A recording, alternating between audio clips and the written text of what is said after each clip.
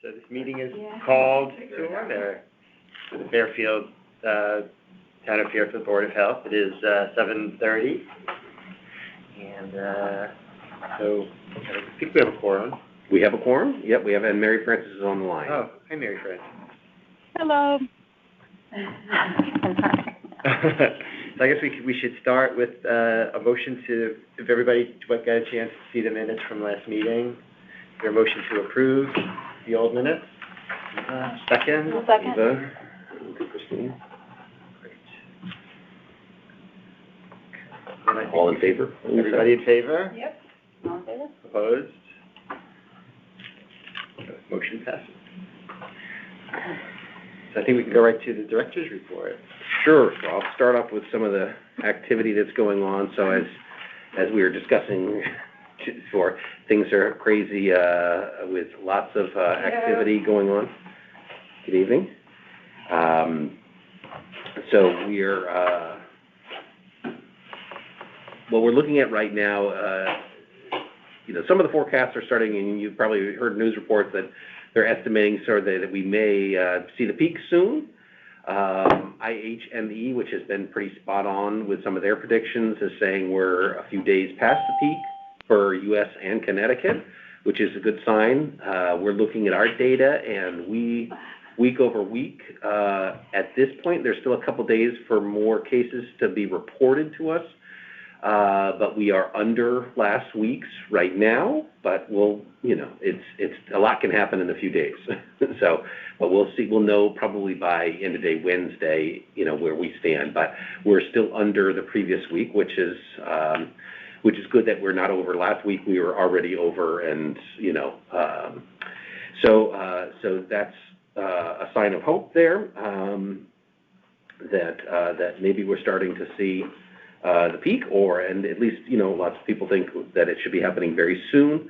IHME says, we're just past it, but the hospitalizations will probably peak around the end of January, the 27th or so. We've, and I won't go through all the data, but we continue to post data on our data page every day. We've added a vaccination rate table, so you can see all the vaccination rates for the town as a whole and all the different age groups, and so that'll be up there. Right now for the town, we are at 81% that have initiated and 72% that have been fully vaccinated. Still more progress to go there. Just talk about some of the activity in the last month. We had, since our last meeting, we had 3 clinics in town, one on the 21st at the Fire Training Center. That was a DPH Griffin facility that operated clinic that we supported, sending staff down there to help out. And that one, there was a lot of demand for that. We had another one on the 27th, which was a pediatric 5 to 11-year-old clinic that was well attended. And then the 28th, we had a large, 500 plus clinic offering Pfizer, Moderna, for everybody 12 and older.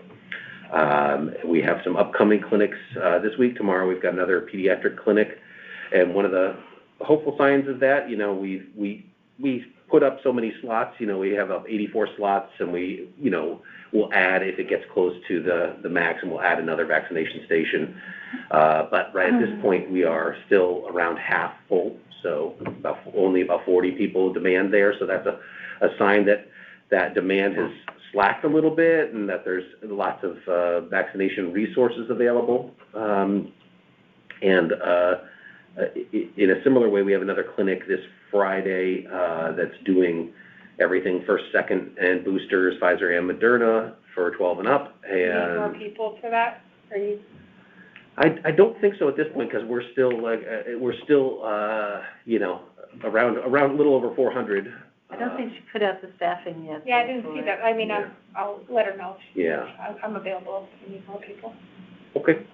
So, but we have, it's not quite full. Again, another indication that, the vaccination is widely available, and they're not all coming to us.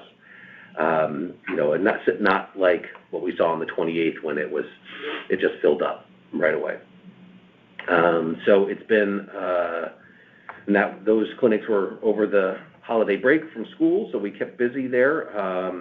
And then, in addition, on the 27th, the CDC issued a new isolation and quarantine guidance for the general population, which was a significant change in the guidance, going down to a 5-day quarantine and isolation period, which surprised a lot of people. I think it's misinterpreted because it's really supposed to be 5 days asymptomatic, and most people are not asymptomatic at day 5. Mm-hmm. Yeah, I mean, you can come out if you're symptom-free, you know, symptom-free. No, not really many people are, but they only heard 5 days and then they're going. And I should say, it's not symptom-free, but symptoms improving, fever-free for 24 hours. Fever-free, but even that, I yeah, I think know. symptoms improving is kind of open to interpretation. Yeah. Exactly, I'm a little worried about. Well, and again, this was the CDC put this out, and it shocked, you know, folks at the state were quite surprised by it, and everybody kind of said, wow, you know. But, you know, they have their backing material to say this is why we did it, that you know, and it's this balance between, as they said, even on a call today, it's a balance between the needs of the communities to, you know, keep things moving, and behavioral health issues and all those things, and trying to use the science to say people are, you know, most infectious those 2 days prior to the peak is really the day prior, and 2 to 3 days after that. And so that's that 5-day period, that there is a certain percentage that will remain infectious after that, but it's basically they're saying if you know, and if people really read it, how if you're really sick, moderately to severely sick, they say you should extend that. And so, but that's the guidance that we were given. The 31st, the state came out with their pre-K to 12 guidance, which mirrored that and made some big changes in terms of eliminating in-school contact tracing with some requirements to do, you know, notifications, and so that we worked with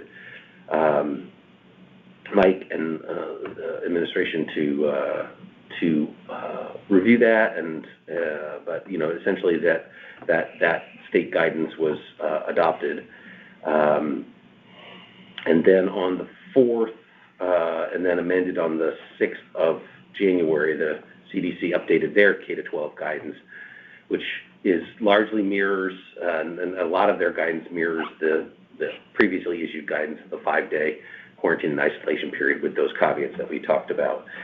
So just from responding to a lot of emails and answering a lot of questions, and changing our approach,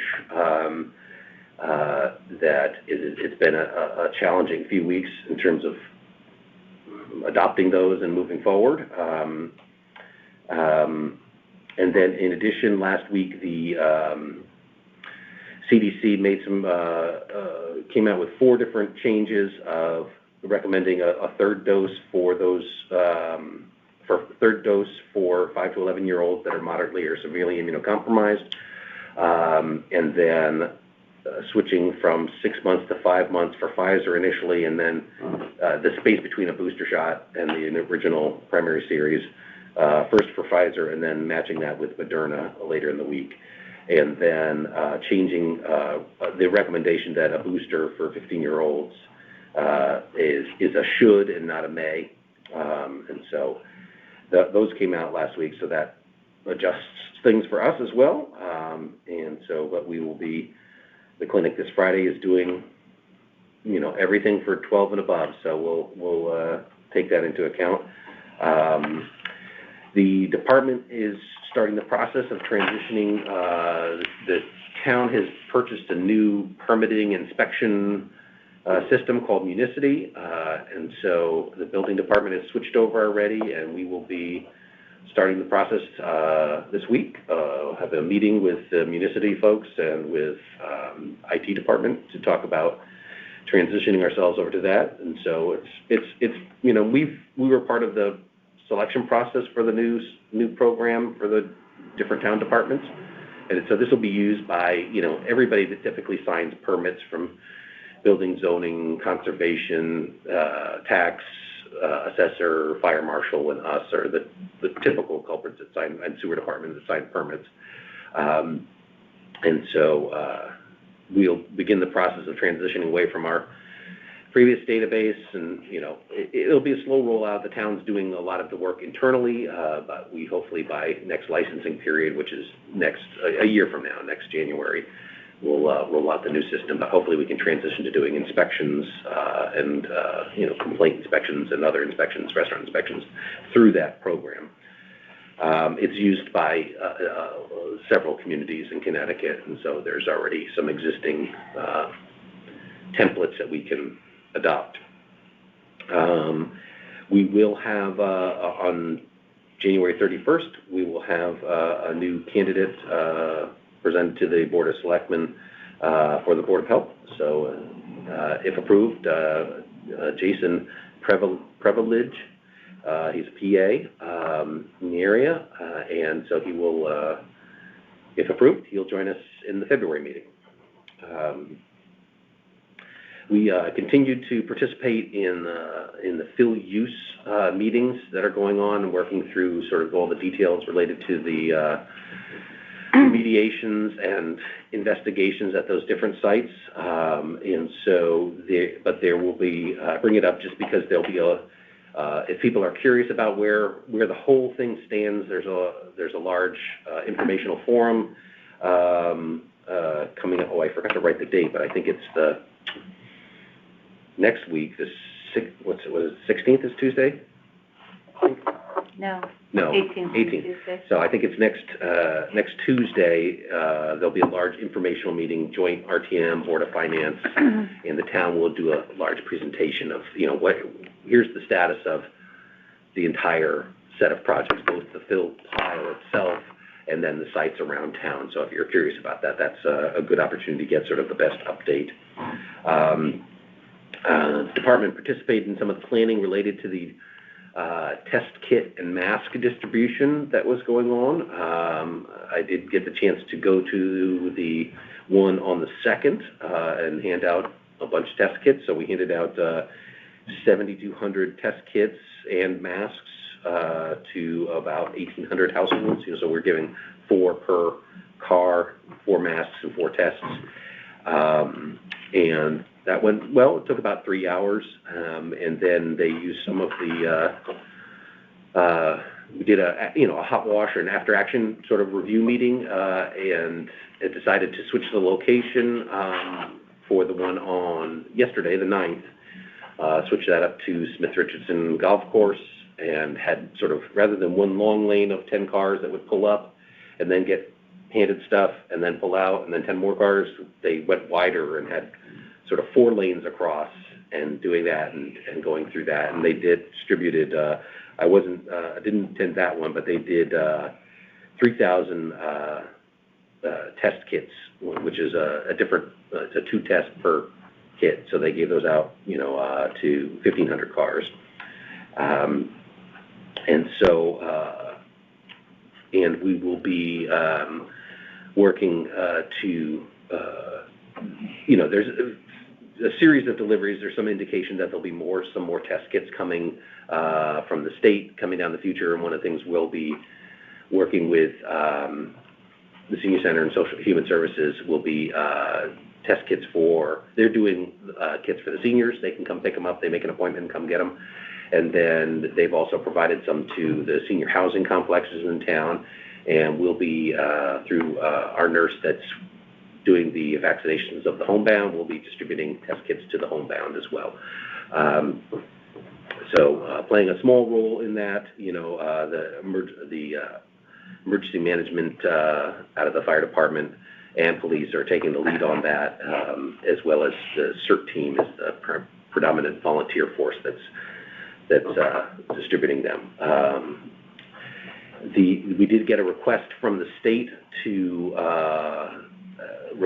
activate our volunteers to assist in area hospitals because for a shortage of non-medical staffing needs. So they gave examples like, transferring patients in wheelchairs from one area to another and working at the front desk. And a variety of non-medical roles that they would play. So we put that out there, and we did get 25 Medical Reserve Corps volunteers that were willing to go into the hospitals and help out. So we're waiting for further guidance. There was a conference call on Friday with the state about it, and then this week we'll get more about how they'll be deployed. But so there'll be a group of volunteers going to help the hospitals. And I think that is everything that I have on my list. That is great. Thank you, Sam. 25 volunteers. That's fantastic. I was Yeah. 25 volunteers. I mean, we get a great volunteers. We have, 10 or so volunteers at every clinic, Right.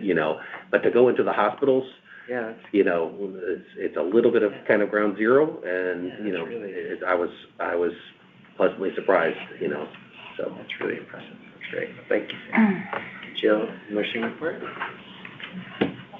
Okay, so we have the new guidelines in place, as Sam's mentioned, that have eliminated contact tracing in the schools for in-school exposures.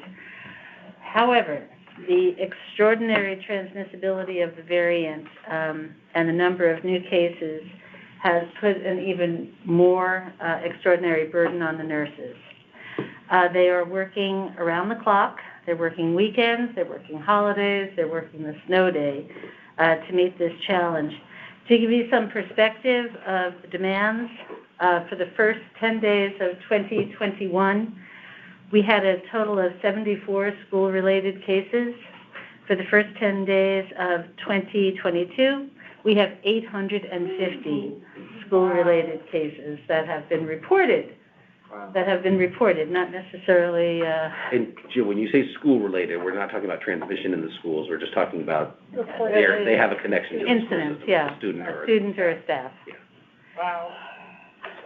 Yeah, it's so it's amazing. more Yeah, It's no, absolutely definitely, amazing. yeah, tenfold, more than tenfold. We're providing extra staffing. We requested some extra funding, actually, to hire whoever we can to come in and help nurses in the office when they're available, but it's not as often as some members of our staff have tested positive as well.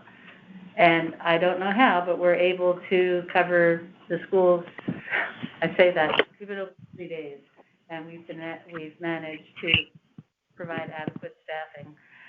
We've repurposed.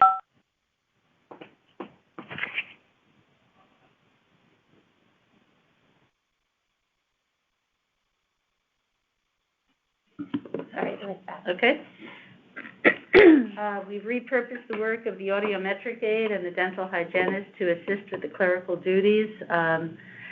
A very significant amount of the mandated reporting that we have to do and entering it in a database for the school, a database for the district, and plus the child's own, medical history record that we have, infinite campus records. The nurses have met this challenge so far, but it has not been without a cost, both personally and professionally. It's really taking a toll. They are completely stressed out. Last week, we met with Fairfield Public Schools, the district leadership team, Superintendent Cummings, Sands, and nurses from all 3 levels to discuss the challenges and how we could ease the burden in the individual offices.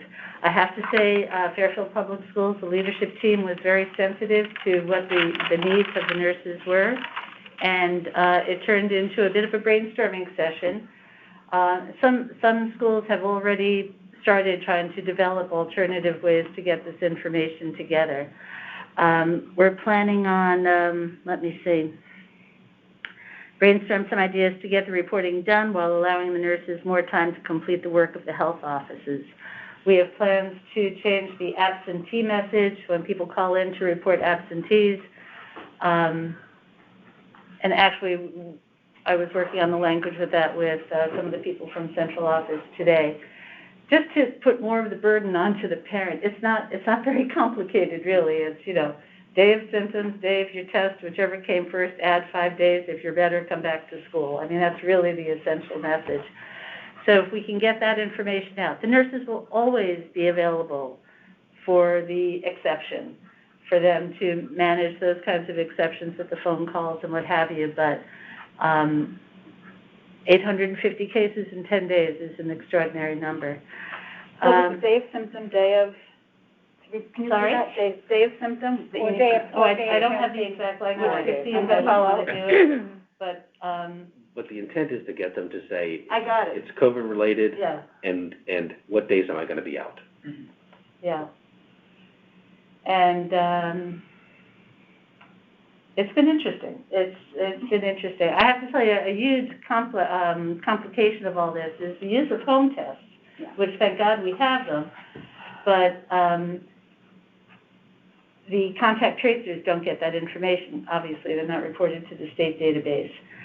So they're kind of a couple of days behind, whereas the nurses have already addressed the vast majority of the in-school cases, and then we can get the tracers and they come in later. So we're working today with the tracers to try to figure out if we can somehow correlate the two databases that we have so that we, don't duplicate our efforts and put them into the more current cases, the cases that the nurses haven't been able to get to. And we're working on that, but it's overwhelming. It's just overwhelming. Are the nurses testing too? No, are they not? Testing? Yes. Oh, no. We do have test kits that we're... No, I know some towns are, I didn't know if we were doing that. No, it wouldn't be the nurses anyway. I mean, there are certain districts at least in Fairfield County that I'm aware of that are doing the the testing, in-school testing, progressive testing, I think is the company that most of them are using. And it looks like they just did okay that, Sam, but I couldn't find it officially. Okay. That they were testing not only unvaccinated students, but vaccinated students as well. With parents' permission, of course. The numbers, they're not terribly significant. Norwalk hasn't signed up. They'll test, they're still just testing unvaccinated K through 6, so it's about 750 people.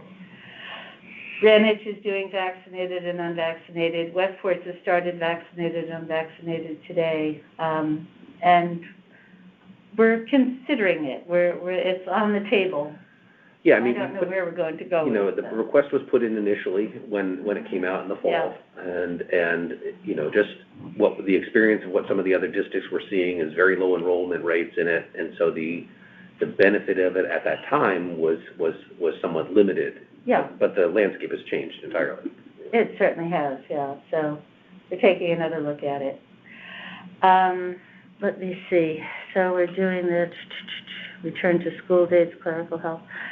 So hopefully we can move some of these clerical tasks of database entry or IT entry into more of the staff of the front office. And Mr. Cummings has assured us that the elementary schools will get some additional help to complete that. Apparently the secondary school levels, they have adequate staffing that should help doing that. We also had, as part of the test kit distribution, it was distributed to the schools. And I don't know if you saw that, but Fairfield was the only town in Region 1 that had both all of their public schools and all of their private schools got a supply of test kits. So hats off to Angela's Papa George and my constant badgering to get them delivered to the private schools, but it was done. And what's going on now is the nurses are primarily distributing the test kits in the school. They go to kids who are being sent home who are symptomatic. They're being given to staff who are symptomatic. They are being given to parents who call up. They have a child at home who's quarantining. They can't access a test. And some of the nurses will just distribute it directly to the parents, but we're also working, whatever works. If they can work with the main office staff to get those kits out there. I know at the high school they'll put it out by the security guard so that, the parents can just come in and pick up a test kit. To tell you the truth, I don't know how much they're being used. I know the first day, one school gave out 4 tests. All 4 tests came back positive. So there's certainly a lot of value into getting those test kits, particularly for symptomatic people. Let's see, distributed. And I hired 3 sub-nurses over the past week, so hopefully we're going to get them trained, and that will alleviate some of the burden in the schools. We do have, some vacancies coming up. Certainly in my individual office, there's a vacancy, and you just have to backfill whoever's going to come from the schools to do that, and it takes some time. It's a challenge. That's really about it. Thank you very much, Jill. Thank you for the work. I Okay, guess fine. communications, or? Yes, Oh, you there's usually questions, right? Sure. I have lots of questions and comments, but thank you so much. I think the biggest question I have is with the elimination of the contact tracing, which I know was like a breath of fresh air in the sense that obviously that was going to be impossible to look at deal with all that tracking. But at what point do we reshift the burden of all of this basically back to the parents, like there would have been with any other sickness, really, in the past, where it's like, okay, people are symptomatic, keep them home. You know what I mean? Of course, Because yeah. it seems like this, we're tracking cases, all this database entry, with this explosion of cases, it's really beyond our control. I think from when we first had the meetings here a year and a half ago, and it was at that point of containment and pandemic, and the transition to like more endemic thinking, this is obviously like not sustainable for anybody. And so at what point does it turn to that, like, okay, if you're symptomatic, I actually do think it's problematic, some of the CDC rules, obviously that, that's why so many memes emerged out of it. But the fact that sometimes when you have those rigid numbers of like, 5 days or something, and then it's okay, then, you kind of eliminate the common sense factor, which is just like, if you're not feeling well, stay home. We're seeing, anything I've read is that, asymptomatic really isn't the driver, like, which there was a long time ago thinking that was. We know that's not. It's really symptomatic is the primary driver. So at what point do we step back and say this is not really for the schools to bear this burden any longer? That's a real paradigm shift as far as thinking, but... I think that we've always, and I would continue to do so, we've always had reporting of communicable diseases, and we have to maintain that. In the numerous calls that I have made since Christmas vacation, when this really started to escalate, I would talk to parents and I would tell them, significantly improved symptoms, afebrile for 24 hours. And some of these parents, they were already on day 4, and they're like, I just don't think it's going to happen. Mm-hmm. And of course I'm like, absolutely, your choice. If you feel your child isn't well enough to come back to school, we can extend it a couple of days or so. Give a call to the school nurse, give a call to the absentee line, and just see how your child is. So I think we're already moving in that direction. Certainly I don't want anybody to come back to school prior to that. I'm just thinking, like, I know you're talking about brainstorming solutions. One, issue I see, obviously, with the way we do reporting in Fairfield Public Schools, so this is a Board of Ed thing, too, is like the leaving the messages on the lines. I will say some of those other systems, which maybe is something to look for in the future, like at Platt Tech, where my son is, they use something that's called Parent Connect. He was absent. We got it's actually a little message that comes, and you can just type in a quick note instead of like all the phone calls, so they get like a very easy feedback. It's easier for the parents, it's not the calls, it's not the messages, so it's just like a much more user-friendly system as far as parents being able to communicate. Well, that was actually one of the ideas that came up at this brainstorming session the other day at Woods. They're using for that. Using Infinite Campus and the parent portal to... Using the Infinite Well, I Campus will- platform. My personal opinion is like things get so lost in Infinite Campus, unfortunately. I just can see the compare and contrast between the different forums, but I know that's a bigger can of worms, but you could see if built into that there was just like this quick little check of if there was a date or something like that, and then it just regurgitated. The first day you could possibly come back is this day if, no symptoms persist or something like that. Well, the IT department at FPS has also been very responsive in all of this, and They could probably generate something, right, that's like a Google form I don't know or what their limitations are, but they certainly are open to any sort of ideas that we may come up with something like that. DOE IT was on the was an active participant in the call, so they're. Absolutely, So- and there's a they're lot part of of it. follow-up with And this. I would just add to what Jill said, is I think, if you somewhat read between the lines of what the CDC and the state guidance is saying, it is a big shift in that direction towards, I mean, just shortening that isolation period. The CDC and the state has acknowledged, sort of through conversation and in between the lines of this, that, that in a lot of cases, the burden of complying with this will have to fall towards the individual families, because there's so many cases that we just don't even find out about them in time. And to do any level of real contact tracing. And so I think it is, again, to your point, I think it's a step in that direction. This guidance is a step moving there, and I think it's, I think from, again, you take what you can from these calls, that it's moving in that direction generally. Okay, so the second thing, and sorry, I did write down like a lot of thoughts and questions. The second thing would be, as we're talking about the kind of read between the lines, we know that everybody has a very different idea of what common sense is. When I was in school for speech pathology, it was like, what this person's idea of common sense is completely different than this other person's. So one thing that might be another good idea, I know early on in the pandemic, and certainly you've been super busy, but early on there was a lot of those kind of informational videos that were specific to, let's say, like hand washing, or specific to like little mini educational segments. And I could imagine that maybe a little educational segment that clarifies that this 5-day is the minimum based on these rules. However, if there's overt symptoms that persist, then certainly use your common sense, just like you would in the past, to not send someone in, if it's not in everyone's best interest, right? Yeah. So that's like, I could just imagine there being a little clarification with that. And also with the other thing I'm seeing, I don't know how you guys feel about this, but is the, there's almost this like obsession towards the testing, which I think is kind of like overutilizing tests.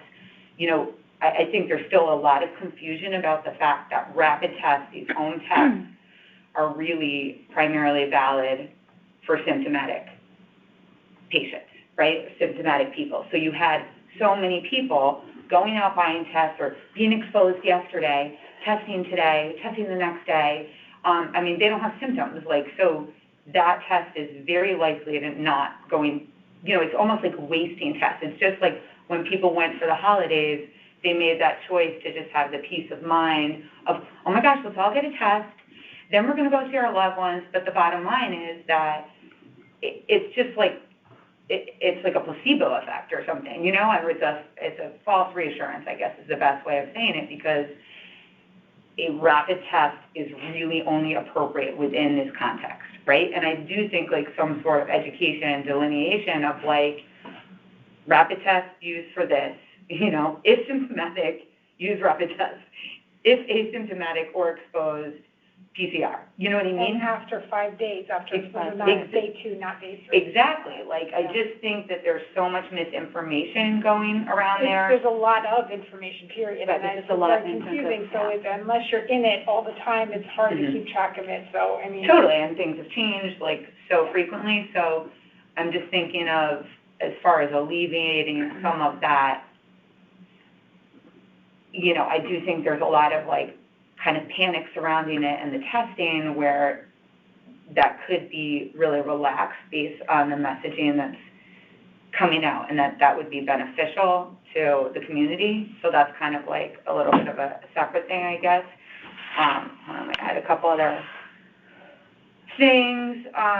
This is a little more of what are your thoughts on this? I know you were talking about the clinics, the vaccination and booster clinics and different age groups, but clearly I know I'm seeing even friends who were totally vaccinated and boosted with of course, Omicron's breaking through everyone. So, are you seeing a change in the interest? I would assume some of it has to do with that there's been a little bit of the consumer confidence has kind of decreased between the simultaneous loss of efficacy of the vaccines and boosters No, mixed. it's not lost, it's not. No, I'm saying that's Oh, the, no, the perception of it, I know, but Yeah.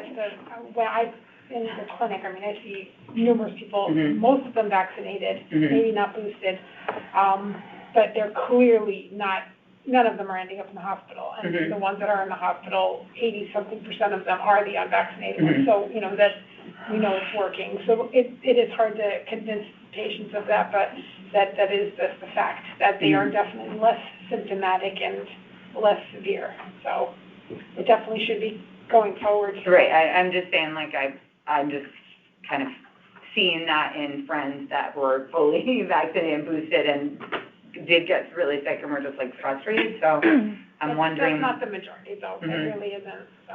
Well, then messaging maybe surrounding that, because so that's another thing, but then one last thing that's really tied to the schools, and I know, like, Board of Ed and everything, but I know that this was somewhat resolved, obviously, because of the outcry over the the elementary school masks during eating piece, but there's two major concerns I have. And one will go back a little bit to the fact that I thought, and I brought this up at one of the other meetings, that I thought the Board of Health was supposed to be a little bit more tied into some of the decisions that have to do with the town and the school.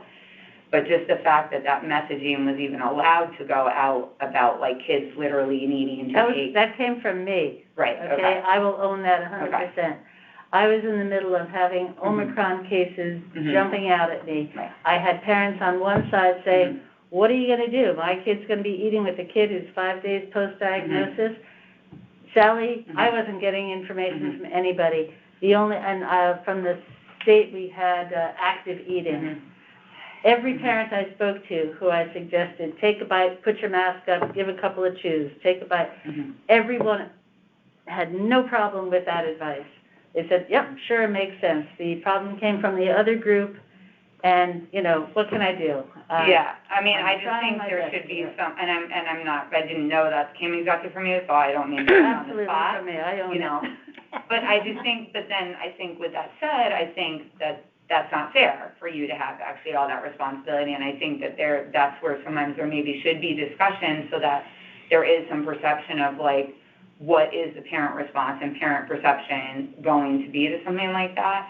And also the other huge thing is we're back to square one with the music groups, and I don't have an elementary school music participant, but there is absolutely no reason why people who are in orchestra or something like that cannot be playing together. I mean, the contact age 5 to age 18, they all have the option now to get vaccinated. They've had the option to get vaccinated. We knew that the younger age group is the absolute lowest risk group, which is what we started out with all these conversations with. I totally understand that vaccines will decrease the symptoms, but we knew from the start that the school-age population was the lowest risk, right, compared to the elderly population, immunocompromised, et cetera. And so to be making these kind of, I don't see those as being based on science whatsoever, so I have a major issue of also, like, the Board of Health not being pulled into some of those decisions that really affect so many kids. And again, like, that goes into, like, the mental health piece. It goes into kids having things to look forward to, when they've really been complying in so many other ways. And so, I mean, where did those things come from, and what are we going to do about it? Because it's so inappropriate. So I think the source of that was in the state guidance that was issued, directed with the ending of in-school contact tracing. They directed schools to develop notification systems that would adequately notify parents of concerns. And so one of the things that came up was in doing classroom, what types of notifications needed to happen at each level, and what were some, being that, we're balancing risk here, with different activities, is that what would be put in place to balance some of the risk related to this? And again, I think there was a discussion. That particular suggestion wasn't, I don't think it was originated from the health department, but it was, So then I would say that our health department and us as a board should actually say that's not a high risk. I mean, we're talking about, you have, I'm not sure the exact number, but let's say there's 30 kids or 40 kids in orchestra or in band in 5th grade. We're somehow saying that these 40 kids in this orchestra situation or this band in elementary school are somehow at more risk than the 6th graders who are doing the exact same thing. That's not science-based. That doesn't make any sense whatsoever. And so we're removing something that is really, that brings these students joy, that should be seen as part of the, in my opinion, the academic and arts education, if you're like educating the full child. We know that a lot of those kids are still participating in sports and other types of events. And the contact tracing, they're saying it's not there for that. It doesn't have to be there for that. And really, if you wanted to look at it, you know the list of the 40 people are in band. So guess what? If one of the kids did end up being positive, then it's like, hey, guess what? One of the kids in the Thursday morning band before school is positive. So make your own choice. But I think, and I'm going to actually add to that, is that this is a voluntary program, okay? Orchestra and band. This isn't even something that's mandated by the schools where the kids and the families would feel like, oh, if we don't do this, we're going to get a bad grade. If a parent, again, this is like free will, and it's just like somebody deciding to put their students in dance class or continue with music classes or continue with the sports that they do outside of school. And we know that, the risks involved in that, not just COVID-wise, from this past week, unfortunately. And that is the free will of like that family, And so in removing that, I just think that's really irresponsible for us to not be more proactive. And honestly, for the health department to, instead of just deferring to the Board of Ed, instead saying, listen, in this context, I really don't think that there's any additional risk. If a parent feels uncomfortable that there's no contact tracing in this context, they can choose not to send their child to band or orchestra. That is their prerogative wholly, wholeheartedly. So that's my pitch on that, and I will write an email to that extent. Again, my youngest now is in 6th grade, so this isn't even, I don't even have skin in that game from a personal standpoint, but it's just something that bothers me from a logic perspective. No, I understand. And in Mike's communication to that community, I believe, the intent was that it was a temporary measure, that. I don't want to take the Board of Health agenda going to Fairfield Public Schools, but yeah, but it is. We talk about schools. For the first week of school, the 850, that number was very concerning. In terms of, let me just first of all thank Sands and Jill for that guidance that came out for the schools on New Year's Eve at 5 o'clock. That you took your New Year's Eve and your New Year's Day and probably the weekend to try to make sense of that. And I was on the tail end of the Board of Health call, the Department of Health call on Tuesday, and they were still working it out. So we started school, with guidance, but still with a lot of unanswered questions. So I think that the approach was really just to put some safety measures in place while we got the lay of the land, having all of these students come back into school. We weren't contact tracing. So right now, I don't really have a feeling that we can say what the in-school transmission really is right now. They've been in school for 3 days. Right? They've only been in school for 3 days. It's highly transmissible. And the goal is to keep kids in school, to keep kids healthy, to keep teachers healthy. Staffing is a huge issue, and that has been like the number one priority. And I think the thinking with just for the short term, so, this week, next week, is as we're going to the peak, that right now, if we don't have to mix elementary school classes, a population that's not boosted, unlike some of them not fully vaccinated, the rate of vaccination was significantly lower than middle and high school, was really just for health and safety, because they're not going to be in concert and orchestra and band if they're sick and not in school. So I think that was kind of ground zero, crisis communication. The board, superintendent is not looking to prolong this. We all want kids back. The concerts were postponed. Looking at ways to make up if they lost time for rehearsal for this week, last week, this week, possibly next week. Looking at ways of making it up. But this is not like the rest of the school year. We were really hopeful going into December that we were going to be past this. So I hear you, agree with you. Trying to put an end to those restrictions as soon as possible. But we want to just keep kids healthy and in school and engaged, because that's what's best in terms of their social and emotional health, healthy and school, and not being worried. And their parents, there was a lot of parents. We got emails being concerned about the shortened quarantine. 5 days, and how am I going to know if my child's sitting next to somebody who is positive or not positive, or coming back on day 6 when they really still may be symptomatic and contagious. A lot of communication maybe that's not on social media, but has come to the Board of Ed's email, has come to Jill's email, has come to Jill's phone. So in terms of what's best I wish there was one answer that was right for every family and every child, but there just isn't. I hear what you're saying. I just think there's too much.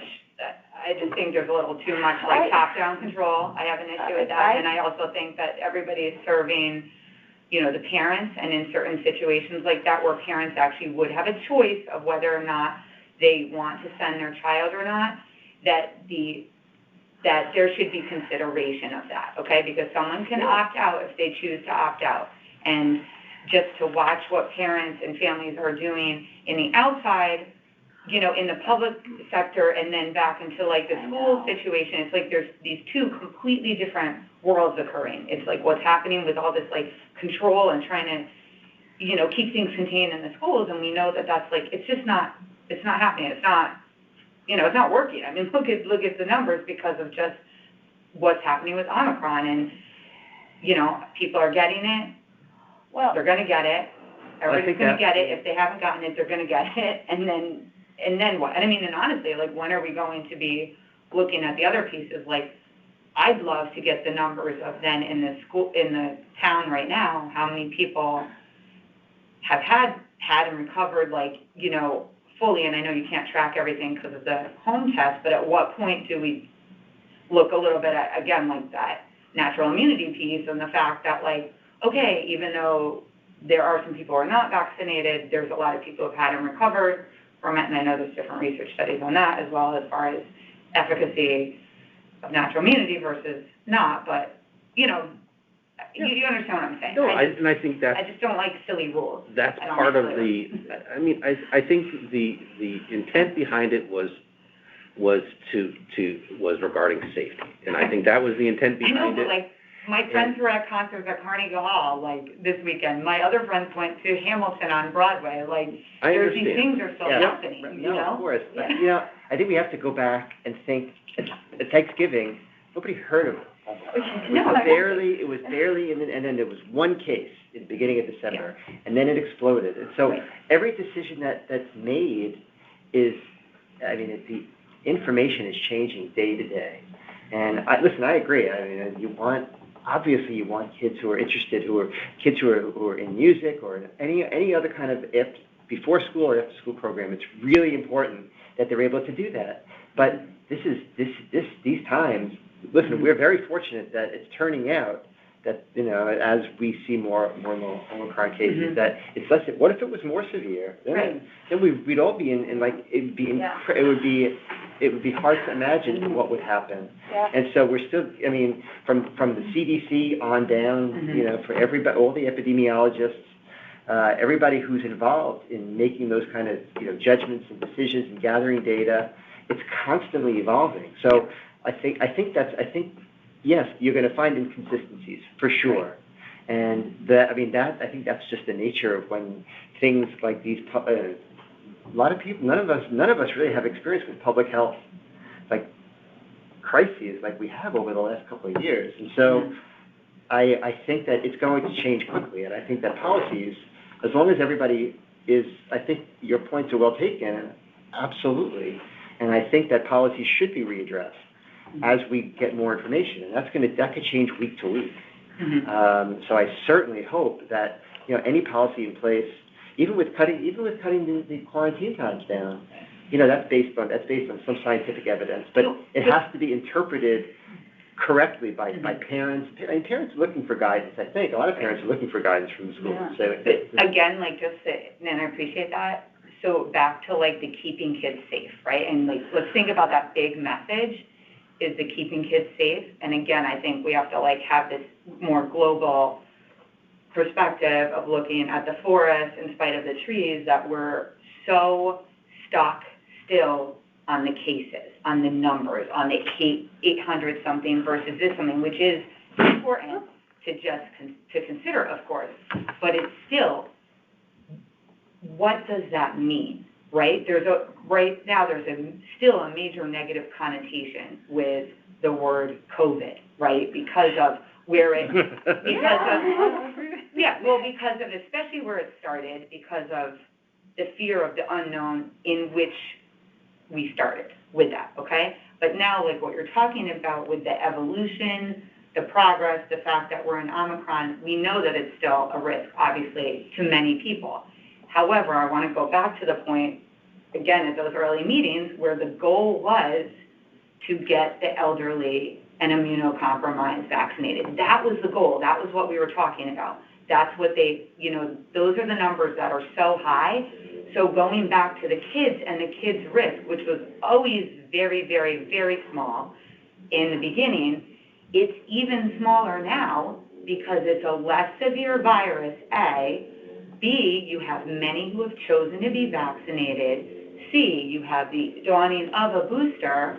And then lastly, you have things that are out of your control, like parents who are going to not vaccinate or give a booster to their kids because they feel like the risk benefit is not there for them. You know what I mean? And which is their prerogative, and that's, I don't think, worth being debated. But there is a drastic difference in the severity of the people that have the vaccine and the booster, which is really only approved for 16 and up longer, and then the younger kids just now.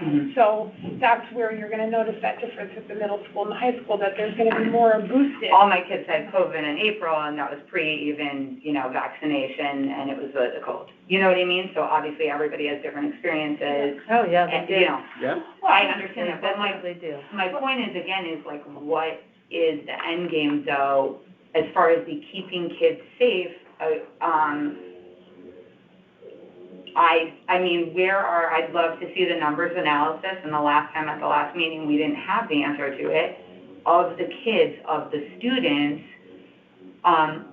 what is the severity rating of it? Because last time when we talked, there was no one who was known to even have needed to be hospitalized in that age group. Like you were saying, this has moved so fast, they haven't even been able to probably, Yeah. So I think that if the numbers, the trends continue, again, it's very preliminary, like Fran said, it looks like we're probably reaching a peak, and it's going, hopefully things will start, the numbers will start getting better, and as we see that that's more consistent, then I think that, again, that's when you take the data and everything has to be based on objective evidence, and all the decisions that are made are based on that, I think. I think that's what the CDC, even though, there's questions about how they come to their decisions, it is still based on objective data. So as time evolves, once you get, through the month of January, hopefully numbers will continue to come down, and hospitalization rates will be Right, we're better. talking about hospitalization rates globally, I'm talking about, like, again, keeping the kids safe, how many of our Well, but kids it- have it's not been safe even having contracted COVID? Well, when I'm talking about, I'm not even just talking about healthy, like, I don't want kids out of school 5 days with a bad cold. Like, I want to be in school learning. Like, right now, I mean, there's been just so much disruption and time that even being out of school for 7 days. Right, but it's highly with a- transmissible, and even with the masks and everything else that people are doing to Exactly. mitigate, they're getting it, so. Exactly, so if for 2 weeks of a little bit of distancing, if that mitigation strategy will keep more kids from We have getting, no way to measure that. sick, well, We don't know. Exactly, we so don't know, but, let I mean, people this make is, their own this choices has in been, that context. All right, I think that. I Okay, think it's- there's one other thing though, which I do wanna ask about, and that has to do with, I don't know whatever came out with the speech pathology and the masking, because I will tell you, I've had a few patients lately, that I see in their homes, who've had like really significant declines because, of the needing to project with wearing the mask and trying to actually over-articulate, and they're doing a lot of like compensatory negative strategies, like trying to, you know, and then actually voice abuse, like, so they are having preliminary, you know, nodules, things like that because of not being understood. And I wanted to know if any progress was made with the speech kids when they're doing like that, like we said, like one-on-one, you know, just 2 people in a room, and you know that like this teacher is vaccinated or whatever, and that those provisions were there, if they're allowed to actually show their mouth and be unmasked. Sally, we've done that for months. I've told as many Beginning. people as I can Okay. possibly. They are, and it went out. Sorry? Robin told the speech and language pathologist, so if there are parents that their child is getting speech services and they're still masked, they should reach out to Okay. the speech and language pathologist to see if This happened to be accommodation. in a different district, but that's, I just Oh, was curious. Well, just. No, but I'm Yeah, just that's saying that I just wanted to know the Yeah. follow-up on that, if that's been No, it was, consistent here, and the messaging went out, I didn't. For a long time, it's been. It's from the very- That day we had Option has that been there for a long for time. very, Okay. from the very. Before that day, we had that Right. conversation. I informed central office about that since the summertime. Yes. I've been informed, And, them and of it that. has gone out to the speech and language pathologist, and after our meeting, and went out again to them, that they, you know, and if it's not happening, and if you know anybody that's not happening, they should reach out again Okay. to their speech and language pathologist or Robin Mancusi. I can't do it on an individual basis, and I don't know what the problems are, Sally. If you know of them in our district, Mhm. perhaps I could direct the people Yeah, to no, I was the right saying it resource. like- Other districts, Mhm. Yeah, What if could they I hear say? it in ours, they should talk to their case manager, or they should contact Right. Robin Mancusi. But I mean, just to clarify, is that just again, as we're talking about keeping kids safe and things that are best for their, I agree with you. mental health and that's holistic. what we're doing. and I'm not even talking though about in the one-on-one, also just making a commentary on how it's negatively affecting kids in general, like the special ed population, all of the mitigation strategies, because of all the things that we're taking away from them. You understand what I'm saying there? Mm-hmm. So, and I just think we need to keep our eye on that as well, which sometimes we're not. Okay. All right. I don't know if I'll agree with that, but I think we are I think. taking steps to always to try and Mm-hmm. do the best we can with the information we have, and to make, in repeated times we've made what we try to be the least restrictive decisions to enable the most academic success when we get involved in decisions related to the schools. And I think this new guidance is a step in that direction, as I said earlier, and I don't want to repeat myself, but it's a step in the direction of getting more kids back into school and reducing the time that they're out. And I think we're trying to implement those types of decisions on a regular basis. Thank you very much, Sam. And Jill, thank you. It's really helpful, for sure. So I guess, was there any old business anybody wanted to discuss? No, we have nothing on the agenda. Any new business that we need to talk about? tonight? Nothing to put on there? Any other comments, questions?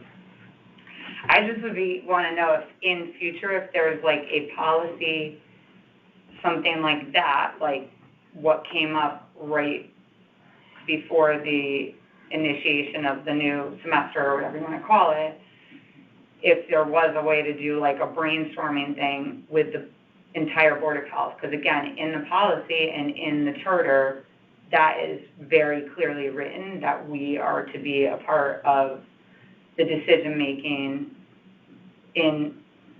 for the schools as well as the town. I mean, that's just written in the charter. And so I think that for that to be, well, you know, put on one person or two people without having like the perspective of, honestly, people who have children in the Fairfield Public School System, who have children who participate in music, I think it's, or in these other facets, I think the reason why there's a board is so that there's actually a variety of perspectives that are at the table, that obviously sometimes we agree on things and sometimes we don't, you know? Is that something that will, that's a question. Is that something where that will be brought up? Because it seems like these decisions are being made autonomously, and then there's like this huge explosion from parents and people are upset, and then there's retraction, and I don't think it's a good look for Fairfield Public Schools and for the town to not be a little more unified with like the communication of some of those policy changes. So I think the ultimate authority, I think, with some of these things rests with I should put it this way. The superintendent is given a lot of authority to make decisions regarding what happens in the schools, and there's an elected body that oversees the superintendent and is the primary body to make policy decisions related to activity in the schools. The charter specifically mentions that the Board of Health will advise on policy on health services in the schools, and that's the intent of that. I was participating in the board when that policy was put in place. The intent was that the Board of Health oversees the policies that the school nurses follow, and that it was at the time that there is an elected body that's elected to oversee the policies related to the schools. And at times, the Board of Ed has asked us for an opinion, has asked the Board of Health specifically for an opinion, and the Board of Health has at times, considered that and made discussions.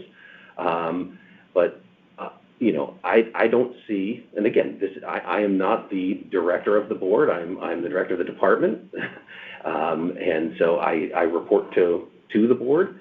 But historically, the Board of Health hasn't been put in the place of passing policies to the Board of Ed or the Fairfield Public Schools. That's largely fell to Well, because there's no precedent for this either, and for a pandemic, because it's only been things that related specifically to, let's say, allergy or the nurse. But in the charter, it definitely says town and school, like more globally. That's definitely how it's written.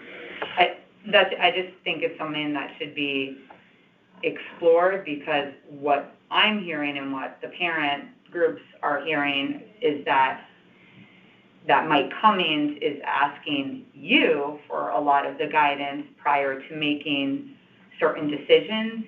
And so I think that instead of that being on one person, and again, no offense to you, but like you don't have children in Fairfield Public Schools and have like that perspective of these decisions don't impact you. They don't impact your family, that's very straightforward. I think that I don't think that's a fair statement. Well, think that if you... directly, personally. No, but I think that everybody sitting here, whether we have children or not, everybody is concerned about the health and the welfare of every child and every person in town. I understand that. I think also, though, that everybody comes from a different perspective. You come as physicians who I have a child in the public. So which is awesome, you have that perspective from being a professional and of having a child in the public schools, you know. You're on the Board of Education and have a child in the schools, can talk about the special ed realm. You have kids who have graduated and gone through the full gamut of it. And so everybody, you know, I have the therapy rehab side, the speech language pathology, the social side of things, the home health care, like, and going into people's homes in Fairfield, like, so I think that everyone has like a valuable perspective, and I apologize if it came out as minimizing. I don't mean it to come off like that at all. It's just that I feel like our Board of Health role is like completely superfluous if we sit here and just like listen to reports and give like a thumbs up. I mean, like, what is our role then? I mean, it's an honest question. No, I understand that, but I mean, if we're like, are we just rubber stamping things? I don't know Mike Cummings, I never met him, but I'm fairly new to this board, and I assume from everything that I've read from him is that he would consider it, you know, input from other people, from Sands, from Jill, from people who he's interacted with, and I think ultimately it has to be, the authority has to be from one, the ultimate decisions have to come from one person, the same way that the federal government, the president decides certain things, right? So, you know, there's always like advisors and people who feed into but that. I think that we have to, again, I can't comment on how he comes to his decisions, but my understanding is, from just talking to other people in the town who have more familiarity with it, is that, you know, he would take into account, you know, information and guidance from any number of groups, plus including our board. It just seems to be happening after the policy goes out and is communicated to the parents, and then there's like the backlash, and then there's the after discussion. Does that mean, Well, I think, Sally, with, you know, the bureaucracy of it, the guidance came out on the Friday night, school was in session on Tuesday, we were welcoming, you know, over 9,000 students and teachers back into the public schools over a holiday weekend, with guidance that we just had. So the health, and I'm not talking about like, you know, are they going to end up in the hospital? Are we bringing these kids into closed buildings with a highly transmittable virus, even if the worst that happens, that they just get a cold that keeps them out of school for 5 days? Right, that was the concern. He is not a public health official. He is a school administrator. He was a teacher before that. He looks to our health professionals in town who are on the CDC calls, who are in touch with medical professionals, who have contacts with the DPH, who have the contact with the epidemiologists, the experts. So when looking to make decisions about children, he is going to look to the experts for that guidance, appreciating that it's not based on, you know, what might be popular. It's based on the data that is available to him. And sometimes, you know, the decision has to be made quickly. Right. And then once it's made, you start there, and then maybe you scale back. And I know, you know, there's going to be. I know, but those things that we're talking about are not tied into like expert types of recommendations whatsoever. There's going to be missteps, and things are going to be scaled back. And right now, the Board of Ed has policies that give him the authority to make decisions in a pandemic.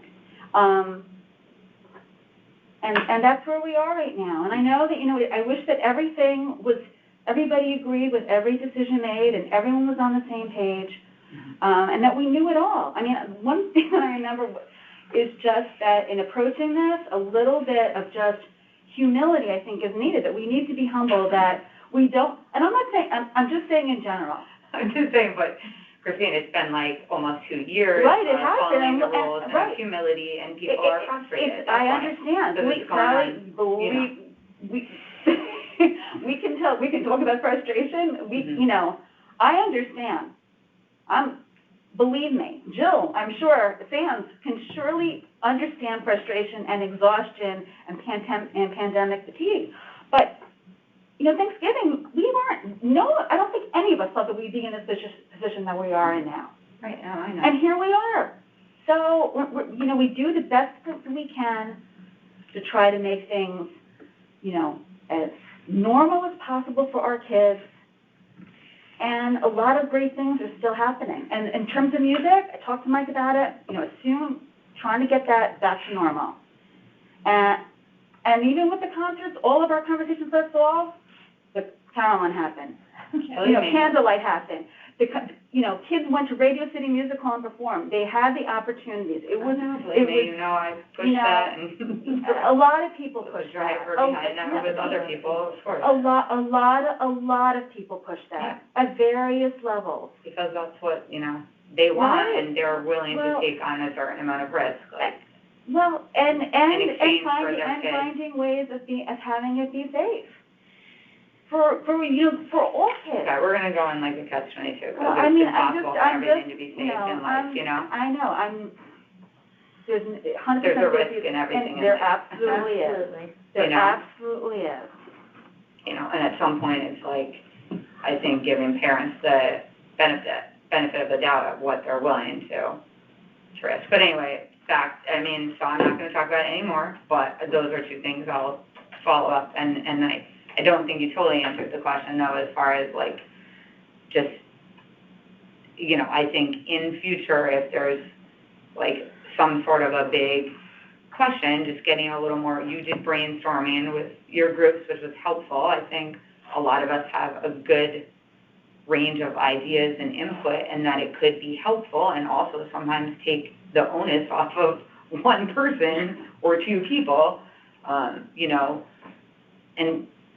I just think it would be beneficial, that's all. And otherwise, I just don't really know what we're doing here, except to just like talk amongst ourselves.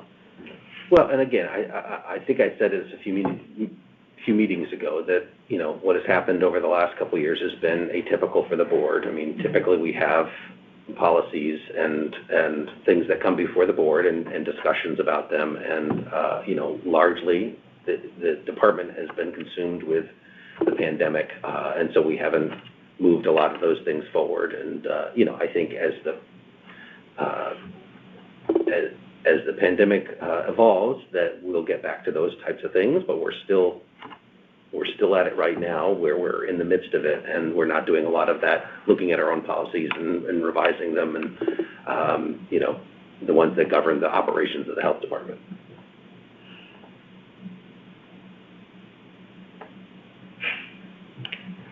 And I'll Thank you leave it all. at that.